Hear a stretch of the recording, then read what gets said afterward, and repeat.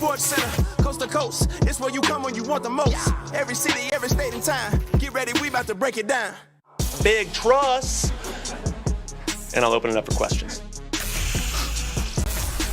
The comedic stylings. Big Truss, what's up, D. Lloyd? Ryan Clark is here. We bought that. Yes. So the top seeds in the NFC and the AFC both lost yesterday. Besides that, nothing happened in Week 13. Let's dive right in. There's Tom and Deshaun, the Patriots and the Texans and the Kevlar vests. The boys came in like unit. The linebacker's ready to go. Brady, he's picked by Bradley Roby. What happened here? Bradley Roby came fresh off a hamstring right into an interception. He can't hold on. This is a great play by Zach Cunningham. He comes off, gets the bump on Mohamed Sanu, makes the throw a little errant. Jonathan Joseph's able to finish. On the broadcast, they said it could have been pass interference there because the ball might have been in the air. It wasn't called, so they turn it over. And then Watson buying time, chucking deep for Kenny Stills in the end zone. Every now and then, Deshaun Watson gets into trying to outplay the other quarterback. He didn't do that last night. Okay, it's 21-9 at that point, and then the play that everyone's talking about, the touchdown pass from DeAndre Hopkins. South Lafourche, Louisiana, the wing T is back. Listen, this is a reverse option back to the quarterback that ended up being a forward pass to the quarterback. When you pull out all the stops, that's what you got to do to beat the Patriots. Bill O'Brien said the players actually came up with that, Watson and the rest of those guys. Now, the Pats get something going late. It's Brady to Edelman. It's a 6-point game after the PAT, so we got to get an onside kick here, and they came pretty close to pulling this off. Before this weekend, onside kicks seemed impossible. We watched the Atlanta Falcons recover 3 against the Saints, and the Patriots had an opportunity there. Not a real warm handshake between the Bills. The Texans win. Here's Belichick. There's really not a whole lot to say here. The Texans did a good job tonight all the way across the board. In every area, they were just better than we were tonight. You can make a bunch of predictions and so forth, but that's not what it's about. It's about going out there and doing it. And a lot of guys made some plays tonight, and try to build on it and see if we can do better next week. So thank you guys. That was the final one, Stacy.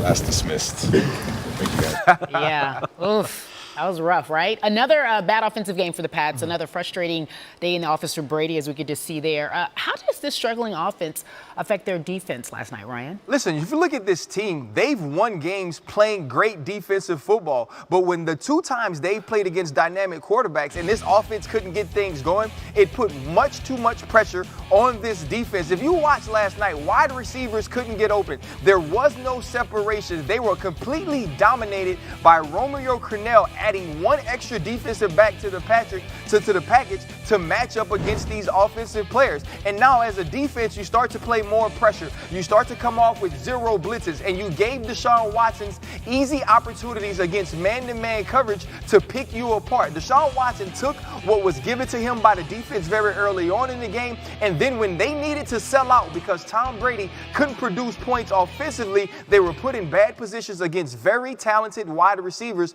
of the Houston Texans. If this offense can't get it going, we're going to see more of this down the stretch because they will play more dynamic offenses and quarterbacks, starting with Patrick Mahomes this week in the Kansas City Chiefs. They got to be more explosive. David Lloyd on the lip reading. I mean, Meanwhile, with Tom the loss, Brady said it. It wasn't me. The Ravens are now top dog in the AFC standings with Lamar Jackson, the Ravens, who hosted the 49ers yesterday. I know you saw that. To the highlight we go. 9-2 Ravens hosting 10-1 49ers. It was a rainy day at M&T Bank Stadium. Whoop, whoop. You're supposed to help me out with that, Ryan. My bad. Meet me outside the bank. Whoop, whoop. Okay, good. Garoppolo. He finds Salmon for a touchdown. Was that easy money? No, listen, this is basically a Hail Mary. He threw it up on 4th down. This is a great play by Deebo Samuel, and we're emulating the Lamar. No. Yeah, we're emulating the Lamar, but guess what? They'll get an opportunity to do that as well. We got San Francisco turnover, Baltimore driving, Jackson off play action finds Andrews for a 20-yard touchdown. Game is tied. Do we have some more? Is this the Nick Bosa? Yo! You know what? You guys are rude. They're very rude, aren't they? I love it, though. This is the thing. NFL players are getting more and more petty. They just will not let things go. Yeah, no, and I'm here for all the petty LaBelle. All right, here we are. Jackson keeps it on the read option. This was nice. 7-yard game. What do you see? Speaking of not letting things go, right here, Nick Bosa takes the dive, and he leaves his homeboy out to dry. Lamar Jackson might as well step over him like AI stepped over Tyronn Lue. Okay, you thought about that one. Jackson keeps on the read option, takes it in untouched. How is he untouched, Ryan? Listen, this is about the read option. He knows when to pull the ball. This is something he's done since high school. Worked well yesterday in the rain. All right, Ravens lead 14-7. Garoppolo throws, but it's batted away. 49ers turn it over on downs. So here we go. Jackson, he has been good, has he not? How does he not get hurt, Ryan? Hey, he's been amazing. He doesn't really take hard hits. When you're as slippery as he is, as athletic, you find ways to get down before you can take those big hits. But it was the big throws like this to Andrews that kept this drive going for 6 minutes and 28 seconds. Man, they had him in there. Jackson keeps it, picks it up the first down one more time. So I heard earlier, before we even get to it, Auto-Matt Tuck. I tried to say that joke, Auto-Matt Tuck. You get what I'm saying there? I absolutely understand what you're saying. Mark Ingram came up with that, and this dude is Auto-Matt Tuck. Whenever you are comfortable kicking a 49-yarder like that in those kind of conditions, you know you have a guy. Ravens win 2017. Here is someone talking about Tucker. Tucker himself. Listen, Tuck is the GOAT. He's Auto-Matt Tuck. Of course, we'd like to finish that, get him closer, but I know he gonna be money with it. I feel like in the spirit of my teammates who have been up here to talk to you guys the last few weeks, I should say something like real inspiring, like big trust, and I'll open it up for questions. You live for those moments, don't you? Absolutely. I think, we all do. I think this whole team is living in the moment for these moments. And it's a really special group. I'm just happy to be a part of it. I'm blessed.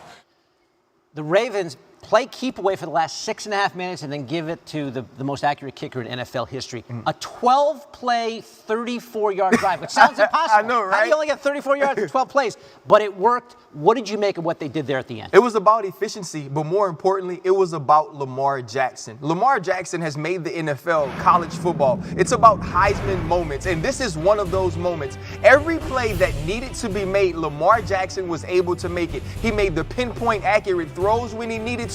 He also got the inches that were needed to get first downs. When you see some of these side-on things, some of the accuracy that he showed in this type of clutch moments, these were the things we needed to see from Lamar Jackson. There were so many things being said about them not ever having to come back, not facing adverse situations where he had to pass the ball and be the focal point of winning a game for this offense. And he was yesterday against the best team from the NFC, a great defense in terrible conditions. Lamar Jackson showed that he's more than just a runner. Right. It wasn't glitz and highlights. Absolutely. It was just they grounded out against a really good football team. So they've gone through this murderer's row. Seahawks and Patriots and Texans and Niners and Rams. Next up, the 9-3 Bills in Buffalo. So that should be fun as well. Baltimore on an 8-game winning streak atop the AFC. Ryan is coming back a little bit later.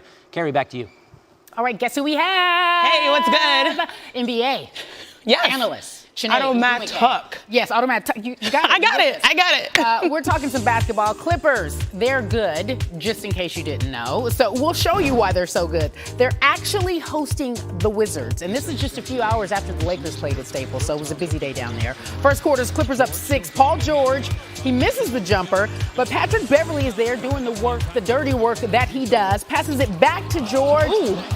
What we see here? We see a cone drill. We do this as kids, but Paul George, he's a rhythm off the bounce scorer, and that's what you do. You go to one cone behind the back, one cone between the legs. That's why you practice, kids. That's why in the bench loves it. Clearly. Give me that. Late Like second burning. quarter. Clippers up 72-51. Beverly again. Dirty work still. Yeah. Paul George, when he's healthy finally, and everyone's in the mood, even Steve Ballmer, but it takes like 2 years for you to find yourself after injury. You're right. It's been a couple years after that, we're seeing the best version of Paul George. He's at his point. He had 27 in the first half, so Kawhi Leonard loses the ball. This is nice, but guess what? He gets it back, kicks it out to Patterson. Patterson misses this three, but watch this. I got it. Don't worry, man. I'm up. I got myself. We learned in Toronto he's a one-man team at times. His hands are mitts. All right. Suction cups. Leonard finished with 34. George had 31. Clippers win 150-125. That's a lot of points. Speaking of that, I'll explain what it all means. The Clippers scored 150 points against the Wizards, with only 4 players reaching double